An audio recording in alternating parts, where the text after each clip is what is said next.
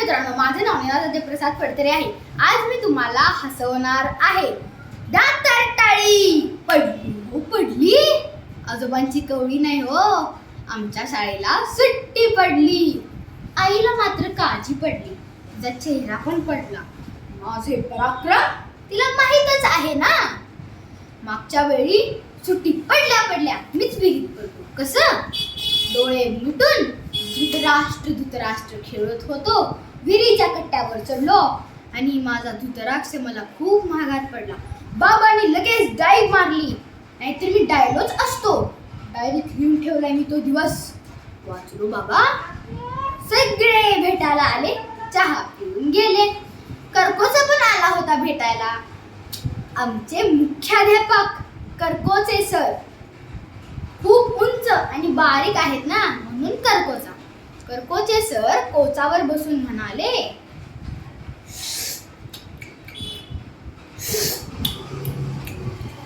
बागा जरा जीवाला एकच आहे ना, म्हणजे 2-3 असते तर विहिरीत ढकलून देणार की काय?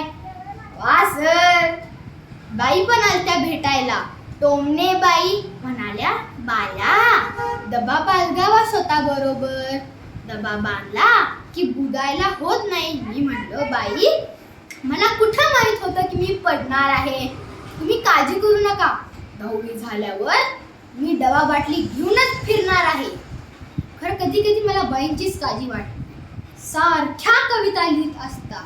तुम्ही त्यांची म्हैस कविता वाचली? जर तुम्ही वाचली नसेल तर तुम्ही वाचलात, पण आमची सुटका त्यातून होणार नाही. आम्हाला वर्गात रोज ती ऐकावीच लागते. 5 प्राध्यापकांनी ही म्हैस परत पाठवली. तुम्ही 2 ओळी ऐकाच. म्हैस व्याली छान किती रेडकू. म्हैस व्याली छान किती रेडकू. खरवस खाऊन बिरकी घेऊन नाचत सुटली पहा सकू. हे खरवस गीत ऐकून मी नर्वस झालो. मला काही सुचेना.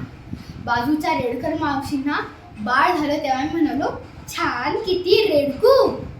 बघा, असे परिणाम होतात मनावर या कवितेचे. माझ्या मम्मीच्या मनावर राष्ट्रभाषेचा भीषण परिणाम झालेले आहेत. काल एका मैत्रिणीला फोनवर लोणच्याची कृती सांगत होती. हाँ, ऐसा करो चंचला, कैरिक बारीक कापो. हाँ, वीडियोवर उसको काट को नमक मिर्च मसाले में डुबा को रखने का, ऊपर से तेल ओतने का, फिर मस्त लाल भडक होता. मेरे पती तो सारखे बोलते, और दो. आता तुम्हीच सांगा. खरं तर मम्मीचे पती कुछ और दो, पण हे भयंकर लोणचं नको असं म्हणत असतात. माझं तर काय, मी तर नुसता खरंच खातो. माझं हिंदी छान आहे. आजीचा खोकला बरा झाला की मी लगेच म्हणालो, आजी तुम्हाला खोकला बरा हुआ क्या? आणि आजी म्हणली, अशीच मस्ती करत राहा. आजोबांच्या घराच्या ब्लॉकच्या 3 खिडक्या मीच फोडलोय. आता दुसरं घर शोधायला हवं. एकटाच किती काचा करणार, बरोबर आहे की नाही? पूर्ण उन्हाळ्याची सुट्टी मजेत जाणार आहे. पटलं ना मित्रांनो? द्या तर टाळी.